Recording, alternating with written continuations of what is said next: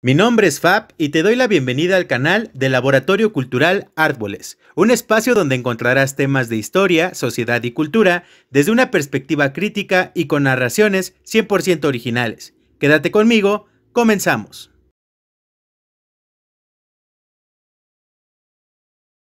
Sean bienvenidos a la segunda parte de la miniserie La Revolución Mexicana. Soy Fabián y esto es Pilares en Línea.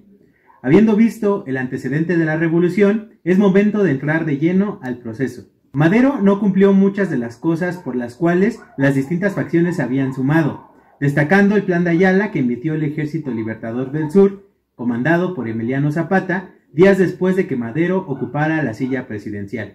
Por tanto, ya comenzaba a resurgir un descontento de aquellos que habían luchado por cambiar las cosas, principalmente orosquistas y zapatistas, que desconocían el gobierno maderense, y también los militares fieles a Porfirio, que veían como única alternativa el caudillismo gubernamental. El 19 de febrero de 1913, después de que se liberaran algunos generales militares fieles a Porfirio, último que ya estaba exiliado, Huerta asume la presidencia tras un golpe de estado contra el gobierno maderense. A los 3 días, el 22 de febrero de 1913, Madero y Pino Suárez son ejecutados. A ese suceso se le conoce como la Decena Trágica. Victoriano Huerta, después de haber consumado el golpe de estado al lado de Félix Díaz y el embajador de los Estados Unidos en México, Henry Lane Wilson, Huerta se encargó de ocupar la silla presidencial de los Estados Unidos mexicanos por usurpación. Esto acrecentó el descontento de diversas facciones revolucionarias que también habían participado en el derrocamiento de Porfirio, entre ellos villistas, zapatistas y bien el ejército constitucionalista que era comandado por Venustiano Carranza. Tal motivo provocó que el 26 de marzo de 1913 Venustiano Carranza proclamara el Plan de Guadalupe, documento que sentaría las bases para que el gobierno federal en sus 3 poderes rechazara al gobierno de Huerta por traición a Madero.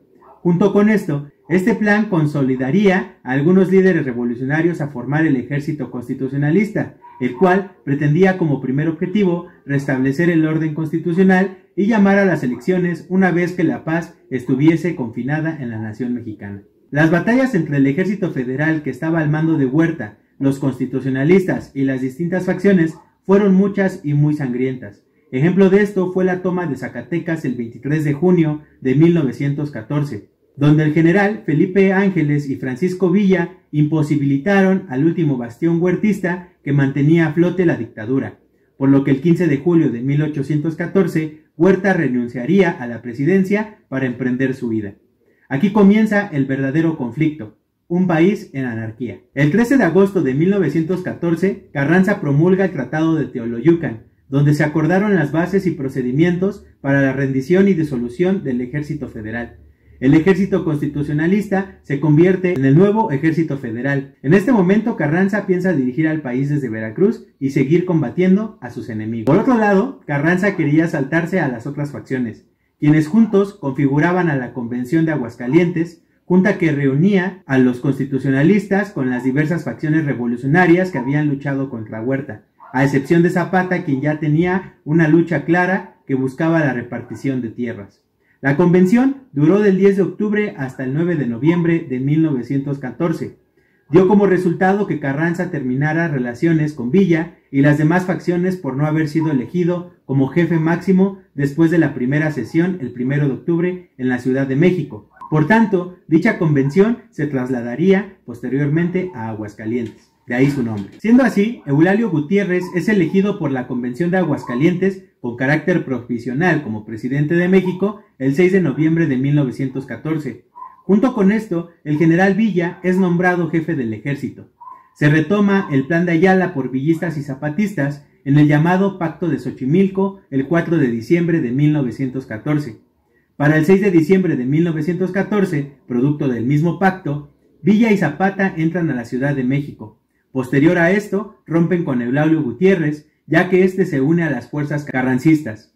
Posterior a esto, Carranza huye a Veracruz en enero de 1915 con el fin de retomar fuerza para combatir a los principales líderes de las facciones, Zapata y Villa. Al huir Eulalio, el general Roque Victoriano González Garza fue presidente de México con carácter provisional del 16 de enero al 10 de junio de 1915. Carranza se fortalece gracias a las luchas que Obregón arremetía contra Villa. se recuerda la batalla de Celaya y la batalla de la hacienda de Santa Ana del Conde, en León, Guanajuato, donde Obregón pierde su brazo el 3 de junio del mismo año. A finales de 1915, Villa pierde en la batalla de Agua Prieta, dando oficialmente su debilitamiento frente al ejército de Carranza, que comandaba Álvaro Obregón y Plutarco Elías Calles. Tras dicha pérdida, el general victoriano es suplido por Francisco Lagos Cházaro, con interinato del 10 de junio al 10 de octubre de 1915. El villismo pierde fuerza puesto que deja de tener dinero para comprar armas. Zapata, tras haber perdido la destitución de González Garza, se repliega a sus tierras, y Carranza se consolida como el primer jefe del poder ejecutivo. Venustiano Carranza, reconocido por gobiernos extranjeros y con la oposición principalmente de villas y zapatistas fuertemente debilitada, se nombra jefe del poder el 11 de octubre de 1915 al 30 de abril de 1917. La debilidad del zapatismo permitió que se tomara la Ciudad de México y fue este triunfo el que le trajo el reconocimiento oficial del gobierno estadounidense en octubre de 1915. Mientras tanto, el 9 de marzo de 1916 acontece la batalla de Columbus en Nuevo México. Villa entra para ejercer presión contra el gobierno de Carranza y cobrarse a Samuel Rebel, quien le había dado municiones defectuosas y le valdrían la batalla de Celaya en 1915. La encrucijada del gobierno estadounidense y la complicidad con el gobierno de Carranza fueron factores para terminar con el villismo.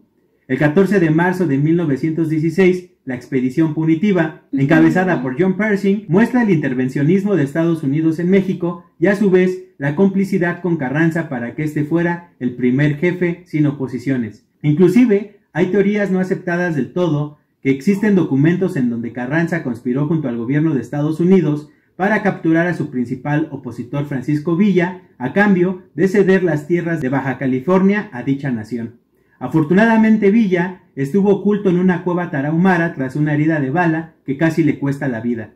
Carranza, sin mayor problema frente a la oposición de facciones, ejerce su puesto como primer jefe del Poder Ejecutivo, motivo que hizo que Carranza finalmente cumpliera sus intereses por la presidencia de México. Con esto, él llama a la constituyente el 14 de septiembre de 1916, no con la firme intención de los intereses constitucionalistas, sino con el interés de volverse presidente legítimo. El 31 de enero de 1917, tras 2 meses de debates, la constituyente cerró sesiones. Y al fin, el sueño que se le privó el 10 de octubre de 1914 se ve más próximo a cumplirse. La promulgación de la Constitución fue el 5 de febrero de 1917, no gracias a Carranza, sino a intelectuales y gente preparada en materia de leyes que no pertenecían incluso a las facciones políticas que por 3 años estuvieron combatiendo. Tras la realización de elecciones el 11 de marzo de 1917, Carranza quedará finalmente como presidente electo de los Estados Unidos mexicanos, a partir del 1 de mayo del mismo año, presidencia que duraría hasta el día de su asesinato, el 21 de mayo de 1920. Posterior a esto, hay un nuevo itinerato de Adolfo de la Huerta, y se convocaría a las elecciones federales el 4 de septiembre de 1920. Quedando electo Álvaro Obregón. Álvaro Obregón toma posesión el 1 de diciembre de 1920 al 30 de noviembre de 1924. En este punto se considera el fin de la Revolución Mexicana y el inicio de otros procesos históricos, el inicio de la Guerra Cristera, el maximato encabezado por Plutarco Elías Calles, y sale a relucir la fundación del Partido Nacional Revolucionario, después llamado Partido de la Revolución Mexicana por Cárdenas y finalmente por Ávila Camacho, nombrado como Partido Revolucionario Institucional.